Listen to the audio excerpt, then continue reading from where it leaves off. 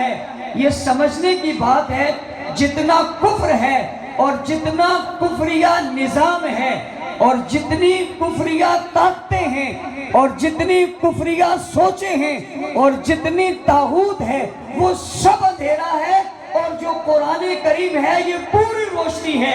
قرآن کریم صرف روشنی نہیں، ایسی روشنی کا مرکز ہے جس سے یہ روشنی عالم میں پھیلتی ہے۔ اور ایک بات ساتھ یہ بھی عرض کرتا چلوں ان بین الاقوامی دنیا کے لوگوں کو جو اپنے آپ کو تعلیم یافتہ سمجھتے ہیں اور اپنے آپ کو معظم قوم سمجھتے ہیں، ان سے کہنا چاہتا ہوں کہ آج دنیا میں جو روشنیاں ہیں تمہاری ترقی کی وجہ سے نہیں، آج جو سائنس کی ترقی ہے تمہاری وجہ سے نہیں، آج جو دنیا میں امن ہے تمہاری وجہ سے نہیں، انسانیت ہے تمہاری وجہ سے نہیں، دنیا کے اندر اگر حقوق ہیں تمہاری وجہ سے نہیں، وہ سوال کریں گے ہماری وجہ سے نہیں تو کس کی وجہ سے ہیں؟ انہیں جواب دینا چاہتا ہوں یہ سب کچھ قرآن کی وجہ سے ہے۔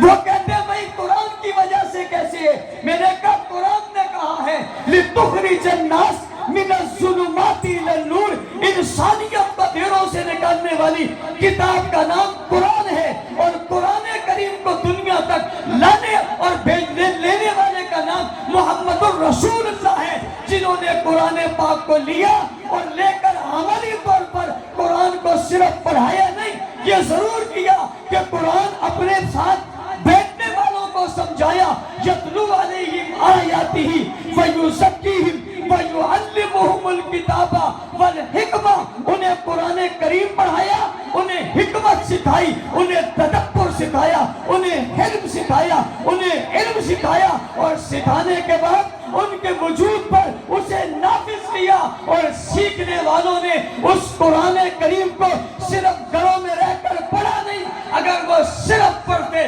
تب بھی اعزاز کی بات تھی، صرف لکھ لیتے تب بھی اعزاز کی بات تھی، وہ مکہ میں رہ کے اس قرآن کی تلاوت کرتے تب بھی اعزاز کی بات تھی، مدینہ کی گلیوں میں گھوم کر قرآن کی تلاوت کرتے تب بھی اعزاز کی بات تھی۔ لیکن بات قرآن کے صرف پڑھنے کی نہیں ہے، بات قرآن کے نفاذ کی ہے، قرآن نافذ کیا جائے۔ انہوں نے سب سے پہلے قرآن کریم کو اپنے وجود پہ نافذ کیا، کردار پہ نافذ کیا، حالات پہ نافذ کیا، زندگی پہ نافذ کیا، بچوں پہ نافذ کیا، اولاد پہ نافذ کیا، پھر لے کر اٹھ کھڑے ہوئے، اور جب اٹھ کھڑے ہوئے انہیں بدر جانا پڑا، بدر چلے گئے، احد جانا پڑا، احد چلے گئے، خیبر جانا پڑا، خیبر چلے گئے، تبوک جانا پڑا، تبوک چلے گئے، یرموک جانا پڑا، یرموک چلے گئے، تیر تلوار چلانی پڑی، تیر تلوار چلا پڑی، بچے چھوڑنے پڑے، بچے چھوڑ دیے، اولاد چھوڑنی پڑی، اولاد چھوڑ دیا، خاندان چھوڑنا پڑا، خاندان چھوڑ دیا، قبیلوں کے قبیلے ایک طرف رکھ دیے، مگر چل پڑے۔ میں نے چلتے ہوئے قافلوں سے پوچھا، گھوڑے ہوئے بیٹھے ہوئے انسانوں سے پوچھا، تلواریں لہراتے ہوئے مجاہدین سے پوچھا کہ تمہاری لبوں پہ قرآن جاری ہے، اللہ کا کلام ہے، فضیلت والی کتاب ہے، فرشتے لے کر آئے ہیں، رسول اللہ نے تمہیں پڑھایا ہے، بیٹھ کر پڑھتے کیوں نہیں ہو؟ کونے میں بیٹھ کر اس پر غور کیوں نہیں کرتے؟ تدبر کیوں نہیں کرتے؟ فکر کیوں نہیں کرتے؟ انہوں نے جواب میں کہا یہ صرف فکر اور تدبر کے بیٹھنے کے لیے نہیں آیا ہے، قرآن انقلاب چاہتا ہے، تبدیلی چاہتا ہے، پڑھنا چاہتا ہے، چھانا چاہتا ہے، نظام چاہتا ہے، نفاذ چاہتا ہے، عالم کے اندر انسانیت کو احترام دلوانا چاہتا ہے، ظلم ختم کروانا چاہتا ہے، بے حیائی کو ختم کرنا چاہتا ہے، عالم دنیا پہ پرچم لہرانا چاہتا ہے۔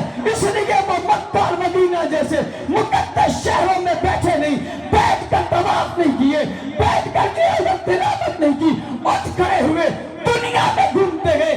جاؤ جا کر دیکھنا چاہتے ہو، قبرص میں ان کی قبریں ہیں، کندہار میں ان کی قبریں ہیں، کابل میں ان کی قبریں ہیں، بلوچستان میں ان کی قبریں ہیں، سندھ میں ان کی قبریں ہیں، پنجاب میں ان کی قبریں ہیں، چینہ ملتان میں، سکھر میں، روڑی میں ان کی قبریں موجود ہیں، جنہوں نے صرف قرآن کی تلاوت نہیں کی، ہاتھوں میں قرآن اٹھایا، جسم پہ قرآن نافذ نافذ کیا، عالم میں پھیل کر دنیا کو بتایا قرآن صرف پڑھنے کے لیے نہیں ہے، قرآن انقلاب کے لیے ہے۔ اور آج بھی اگر عزت کی زندگی چاہتے ہو، مولانا ٹکروی صاحب نے بہت خوبصورت بات کی، صرف پڑھنے پڑھانے کی بات نہیں ہے۔ قرآن ہر ظلم رکھتا ہے، وہ چوری کی صورت میں آئے، وہ کرپشن کی صورت میں آئے، وہ بدعنوانی کی صورت میں آئے، ظلم کی صورت میں آئے، قتل کی صورت میں آئے، زنا کی صورت میں آئے، یہ سب اندھیرے ہیں، روشنی کی طرف لاتا ہے۔ روشنی لانے کے لیے اندھیروں کا خاتمہ کرنا پڑے گا، روشنی لانے کے لیے اندھیروں کا خاتمہ کرنا پڑے گا، اندھیروں کے خاتمے کے لیے باہر نکلنا پڑے گا، پھر امن انصاف تمہارے سامنے ہوگا، تمہیں محسوس ہوتا نظر آئے گا۔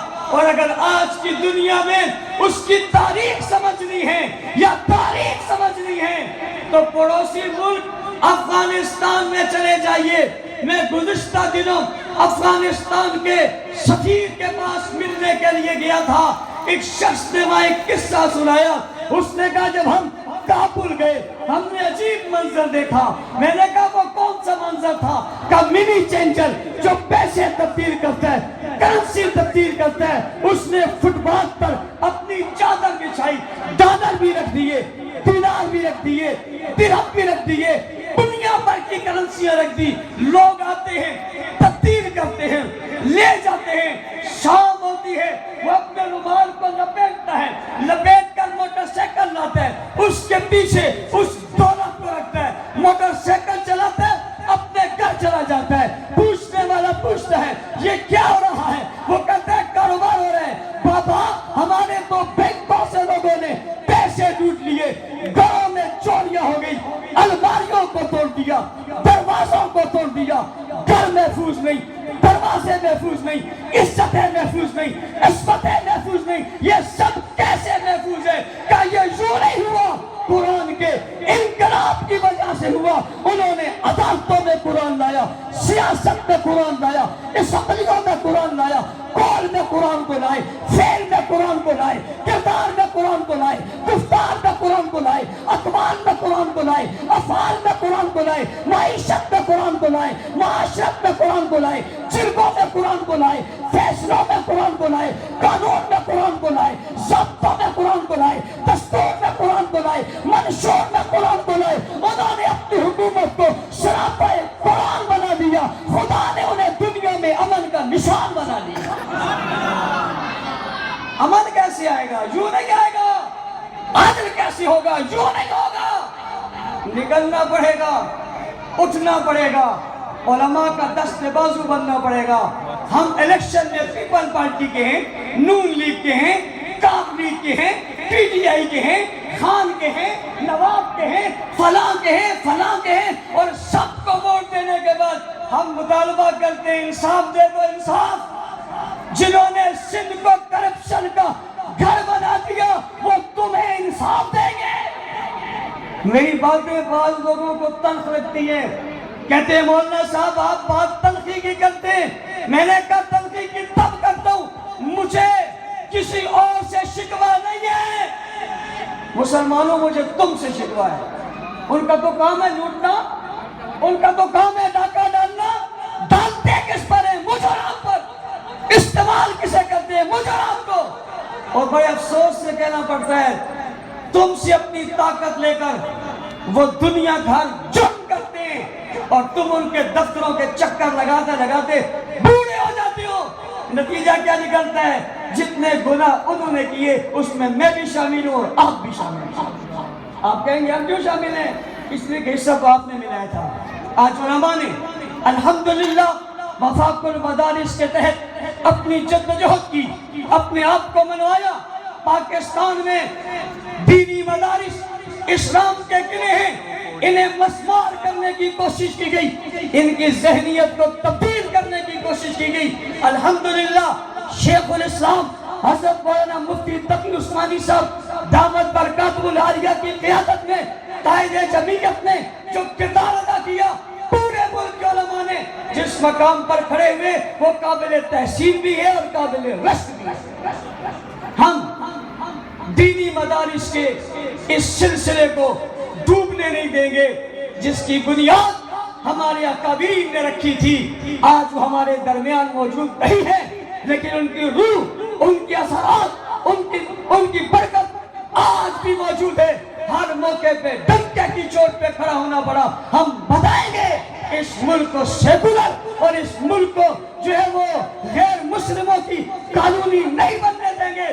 اور ساتھ ساتھ ایک بات یہ بھی عرض کرنا چاہتا ہوں، ہماری ایک بہت محترم شخصیت اس علاقے کی خطیب عبد الرحمن صاحب رحمت اللہ تعالی علیہ آج ہمارے درمیان موجود نہیں ہیں، جن سے یہ اسٹیج سجا کرتا تھا، آج وہ نہیں ہیں۔ اور میں نے گزشتہ دنوں غور کیا، حضرت اقدس استاذ العلماء حضرت مولانا اقبال اللہ صاحب دامت برکاتہ العالیہ، اللہ تعالیٰ ان کی زندگی میں برکت عطا فرمائے، ان کے دائیں بائیں، ان کے دست بازو آج جب ہم غور کرتے ہیں تو ہمیں نظر نہیں آتے، وہ نہیں رہے۔ میں سمجھتا ہوں اپنے ساتھیوں کی اس تنہائی کو حضرت مولانا اقبال اللہ صاحب کیسے محسوس کرتے ہوں گے، لیکن سلامی عقیدت پیش کرتا ہوں، ہر تحریک، ہر تنظیم، ہر جماعت، ہر دین کے کام پر ان کا ہاتھ ہے۔ ان کی محبت کی وجہ سے آج اس علاقے میں بالخصوص اور ملک پاکستان میں بالعموم اور پوری دنیا میں اسلام کے چراغ جلے ہوئے۔ اللہ اس گلشن کو ہمیشہ آباد رکھے۔ اگر میں قرآن ایجنسی کا ذکر نہ کروں تو بڑی زیادتی کی بات ہوگی، چونکہ ہم نے قرآن کی بات کی ہے۔ قرآن ایجنسی میں قرآن جلایا گیا، ظلم کیا گیا، لوگوں کو مارا گیا، عورتوں کو مارا گیا، لیکن سب سے بڑی مظلومیت یہ ہے غزہ کی بات کی جاتی ہے، کرنی چاہیے، فلسطین کی بات کی جاتی ہے، کرنی چاہیے، کشمیر کی بات کی جاتی ہے، کرنی چاہیے، مگر ظلم قوم میں نہیں ہوا۔ بچے یہاں بھی شہید ہوئے، عورتوں کو یہاں بھی مارا گیا، مسجدیں یہاں بھی جلائی گئی، میناریں یہاں بھی گرائے گئے، عمارتیں یہاں بھی توڑی گئی، پاکستانی پرچم یہاں بھی جلایا گیا۔ کل مجھ سے قرآن ایجنسی کا ایک بڑا وقتیہ ملنے کے لیے آیا، انہوں نے مجھے کہا مولانا صاحب ہم آپ کا شکریہ ادا کرتے، کراچی میں بیٹھے ہوئے ظالم جو ظلم کر کے مظلوم بن کے بیٹھے ہوئے تھے اور کہتے تھے ہمارے پر ظلم ہو گیا، آپ نے ان کا پردہ چاک کیا، آپ نے ہماری بات کی۔ میں نے ان سے جواب میں کہا میرا شکریہ مت ادا کریں، میرا فرض تھا، میں نے فرض نبھایا، میں فرض ادا نہیں کر سکا۔ میں نے اپنی زندگی کا مقصد ہی اصحاب رسول کے دفاع اور مدح کو بنایا ہوا ہے۔ دشمن صحابہ، دشمن اصحاب رسول جس محاذ سے، جس چوک سے، جس پیرائی میں، جس انداز میں، جس لباس میں آئے گا، سامنے کھڑے ہوں گے، جواب دیں گے، مقابلہ کریں گے، مدح صحابہ بیان کر کے اسے کہیں گے آج قرآن موجود ہے، یا دین موجود ہے، ان کی دم بدولت موجود ہے، جن نے بدران ہنیرو، خیبر و تبوک کے یرموک میں اپنے آپ کو پیش کر کے دین کے پرچم کو بلند کیا تھا، جنہوں نے قرآن لکھ کر دین کو محفوظ کیا تھا، حضور کی شریعت کو امت تک پہنچا کر فرض ادا کیا تھا۔ میرا تیرا فرض بنتا ہے اس کا حق ادا کرے۔ میں نے ان سے کہا ہوا کیا؟ انہوں نے کہا مولانا صاحب عورتوں کو صرف پکڑا نہیں گیا، ان کے سینے پہ خنجر مارے گئے، ان کی عزتیں تار تار کی گئی، چھوٹے بچوں کو مارا گیا، گھر دکانیں بازار سب جلا دیے گئے، اور پھر مظلوم بن کر بیٹھ گئے۔ میں نے کہا اس واقعے نے کربلا کی یاد تازہ کر دی اور ظالم بھی بتا دیا جو آج روڈوں اور چوکوں پہ روتا ہے اصل ایسا ہی قاتل تھا جیسا آج قرم میں یہ قاتل ہے۔ یہ ظلم کر کے وہ اپنے آپ کو مظلوم ثابت کر رہے ہیں۔